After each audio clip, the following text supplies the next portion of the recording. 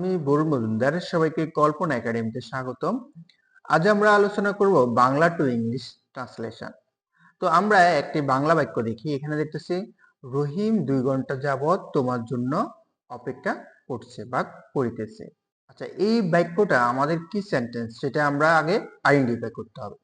তো আমরা এখানে দেখছি রহিম 2 ঘন্টা যাবত তোমার জন্য অপেক্ষা করছে বা করিতেছে। এটা একটা কি বিবৃতিমূলক, এবং বিবৃতিমূলক হলে আমরা জানি এটা অ্যাসার্টিভ সেন্টেন্স।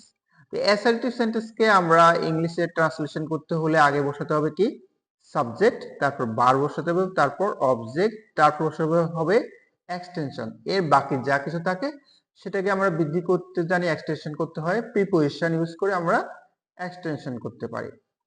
তো আমাদের প্রথমে যেহেতু আমাদের বসাতে হবে সাবজেক্ট, তো আমাদের সাবজেক্ট বসাতে হলে আমরা বাংলা বাক্যের আগে আমরা ক্রিয়াটা যদি আমরা নির্ণয় করতে পারি তাহলে আমাদের সাবজেক্ট অবজেক্ট এগুলো খুব সহজে আমরা নির্ণয় করতে পারবো। তো আমরা এই বাক্যের আমরা একটু ক্রিয়াটা দেখি। আমরা এখানে দেখতেছি রহিম 2 ঘন্টা যাবত তোমার জন্য আচ্ছা অপেক্ষা করছে বা করিতেছে। আচ্ছা, অপেক্ষা করা একটা ক্রিয়া না, কাজ না? তাহলে অপেক্ষা করছে বা করিতেছে এটাই হলো এই সেন্টেন্সের এই বাক্যের ক্রিয়া।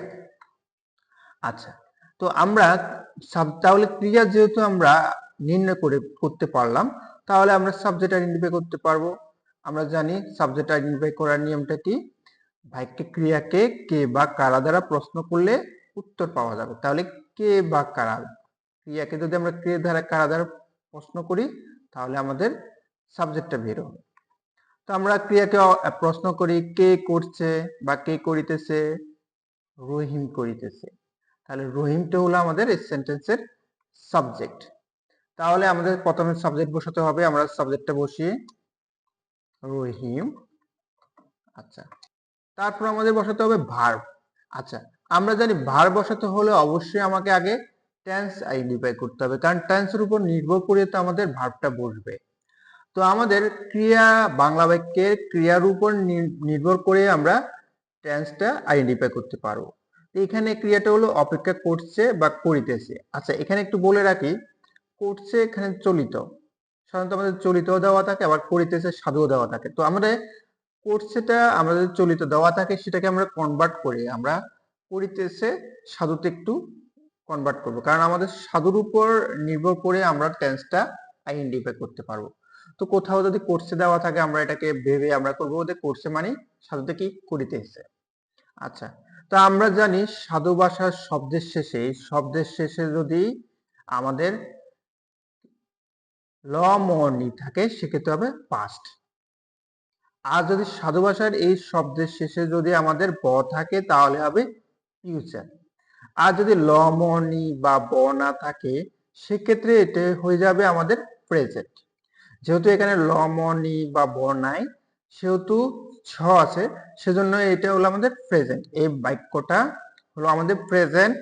এখন প্রেজেন্ট বের করলাম, প্রেজেন্ট কি ইনডিফিনিট কন্টিনিউয়াস পারফেক্ট না পারফেক্ট কন্টিনিউয়াস? হ্যাঁ, সেটা নির্ণয় করতে হলে আবার বলতেছে বাংলা বাক্যের সাধু ভাষার ক্রিয়া শব্দের মাঝে, আচ্ছা এবার বললো মাঝে, ক্রিয়া শব্দের সাধু ভাষার ক্রিয়া শব্দের মাঝে যদি আমাদের তে থাকে, এখানে মাঝে যদি তে থাকে সেক্ষেত্রে হবে আমাদের কন্টিনিউয়াস। আর মাঝে যদি আ থাকে, এখানে মাঝে যদি আমাদের আ থাকতো তাহলে হয়ে যাবে পারফেক্ট। আর যদি এই দুটো কিছুই না থাকে সেক্ষেত্রে হবে ইনডিফিনিট। আর পারফেক্ট কন্টিনিউয়াস এর ক্ষেত্রে বললো বাক্য দুটি যোগ হয়। আচ্ছা, এখানে দুটো বাক্য থাকবে, যেমন রহিম 2 ঘন্টা যাবত, এখানে একটা বাক্য তোমার জন্য অপেক্ষা করছে, তাহলে দুটো বাক্য যোগ হচ্ছে, যোগ হলো। তারপর বললো সময়ের উল্লেখ থাকলে, আচ্ছা সময়ের উল্লেখ আছে বাক্যে 2 ঘন্টা যাবত, তাহলে এখানে সময়ের উল্লেখও আছে। তারপর বললো সাধু ভাষার মাঝখানে যদি তে থাকে, এখানে যদি সাধু ভাষা এই সাধু শব্দের মাঝখানে যদি তে থাকে সেক্ষেত্রে আমাদের পারফেক্ট কন্টিনিউয়াস। তাহলে এই তিনটা সত্য, মানে তিনটা সত্য বা দুটো সত্য যদি মিলে তাহলে আমাদের সেটি পারফেক্ট কন্টিনিউয়াস। এই সেন্টেন্সটা হলো আমাদের প্রেজেন্ট পারফেক্ট কন্টিনিউয়াস। তো আমরা জানি প্রেজেন্ট পারফেক্ট কন্টিনিউয়াস টেন্সের আমাদের ক্রিয়াটা কি, ভার্ব গুলো কি বসে আমরা জানি। প্রেজেন্ট পারফেক্ট কন্টিনিউয়াস এর ক্ষেত্রে হ্যাভ হ্যাজ বসে, বা তারপর বিন বসবে, তারপর ভার্বের আইএনজি বসে, তাহলে হ্যাভ হ্যাজ, তারপর বিন, তারপর ভার্বের সাথে আইএনজি। তো আমরা তাহলে কাজ করি, তাহলে আমাদের প্রথমে বসবে হ্যাভ হ্যাজ, হ্যাভ বা হ্যাজ, তারপর হবে কি বিন, তারপর ভার্বের সাথে আইএনজি। এখানে ভার্বটা কি, ক্রিয়াটা কি, অপেক্ষা করছে। এখানে ভার্বটা কি, অপেক্ষা করছে। তো অপেক্ষা করছে আমরা জানি অপেক্ষা করার ইংরেজি কি, ওয়েট, ওয়েটিং। তো আমরা এখানে ওয়েটিং লিখি।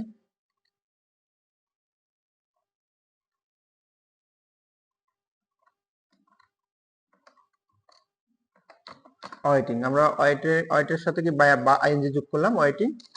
এখন আমাদের রহিম হ্যাভ বা হ্যাজ বিন ওয়েটিং।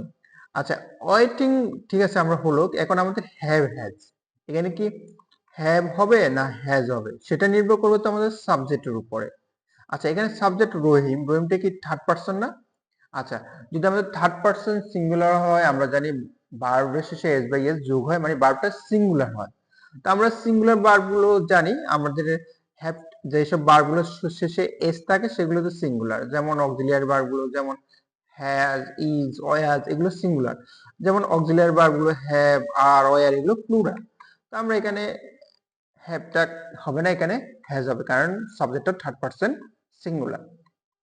তাহলে আমরা পেলাম রহিম হ্যাজ বিন ওয়েটিং। আচ্ছা, এখন তারপর হলো আমাদের কি নির্ণয় করতে হবে, অ্যাসার্টিভ সেন্টেন্সের অবজেক্ট হবে। তারপর এখানে অবজেক্ট বসবে। তো অবজেক্ট, আমরা অবজেক্ট নির্ণয় করার এটা কি আমরা জানি, বাক্যে ক্রিয়াকে কি বা কাকে দ্বারা প্রশ্ন করলে উত্তর পাওয়া যাবে। তাহলে ক্রিয়াকে কি বা কাকে দ্বারা প্রশ্ন করলে। এখন তাহলে আমরা একটু ক্রিয়াকে কোশ্চেন করি, কি অপেক্ষা করছে, না কোনো প্রশ্ন উত্তর পাচ্ছি প্রশ্নের, না কোনো উত্তরই পাচ্ছি না এখানে। কাকে অপেক্ষা করছে, না। রহিম, না হচ্ছে না। তোমাকে, না কোনো উত্তর পাওয়া যাচ্ছে না। তাহলে এই বাক্যের আমাদের মূল অবজেক্টটা নাই। যেহেতু আমাদের এখানে মূল অবজেক্ট নাই, সেখানে অবজেক্ট আর তাহলে হবে না। তারপর আমাদের হবে এক্সটেনশন। আচ্ছা, এক্সটেনশন মানে কি, বাকি অংশ। বাকি অংশ এখানে কি আছে, 2 ঘন্টা যাবত এখনো বাকি আছে, আর তোমার জন্য এখনো বাকি আছে। তাহলে এই বাকি অংশগুলো আমরা জানি প্রিপোজিশন দিয়ে আমরা বৃদ্ধি করতে পারি। তো আমাদের এখানে তোমার জন্য, আমরা এখানে একটা পেলাম জন্য, জন্য ইংরেজি কি আমরা জানি কি পর, পর একটা কি প্রিপোজিশন। তাহলে তোমার জন্য এই অংশটাকে আমরা বসাতে পারি প্রথমে ফর, আর তোমার মানে ইউ, ফর ইউ। আর বাকি অংশ কি আছে, আর বাকি অংশ আছে 2 ঘন্টা যাবত। আচ্ছা, 2 ঘন্টা যাবত আমরা জানি কোন সময়, নির্দিষ্ট সময় উল্লেখ থেকে এবং সে থেকে যাবত বুঝালে সেক্ষেত্রে আমাদের পর বসে। তো সেটা আমরা প্রিপোজিশন ক্লাসে আমরা দেখলাম। তো আমরা তাহলে পর কয় ঘন্টা, 2 ঘন্টা, তাহলে 2 আওয়ার্স, 2 আওয়ার্স, এবং শেষে আমাদের ফুল স্টপ হবে। তাহলে আমরা খুব সহজে আমরা একটা বাংলা বাক্যকে আমরা খুব সহজে ইংলিশে ট্রান্সলেশন করলাম। যেমন রহিম 2 ঘন্টা যাবত তোমার জন্য অপেক্ষা করছে, সেটার ইংলিশ হবে Rahim has been waiting for you for 2 hours. তাহলে আমরা দেখতেছি এইভাবেই আমরা যদি খুব গ্রামাটিক্যাল ইউজ করে খুব সহজে আমরা যদি সেন্টেন্স, টেন্স এবং আরো কিছু আনুষঙ্গিক গ্রামার যদি জানতে পারি, খুব সহজে আমরা বাংলা টু ইংলিশ ট্রান্সলেশন করতে পারি। তো আমাদের পরবর্তীতে আমরা ইম্পারেটিভ সেন্টেন্স নিয়ে একটু আলোচনা করব। তো আমাদের ক্লাসগুলো পেতে অবশ্যই আমাদের চ্যানেলটি সাবস্ক্রাইব করবেন, কারণ সাবস্ক্রাইব করলে আমাদের ভিডিওগুলো আপনারা খুব সহজে পাবেন, এবং আপনাদের সাবস্ক্রাইবের উপর নির্ভর করে আমরা আরো সুন্দর সুন্দর কন্টেন্ট তৈরিতে উৎসাহিত হই। তো সবাইকে লাইক এবং কমেন্ট দিয়ে আমাদের সাথে থাকার জন্য অনুরোধ করছি।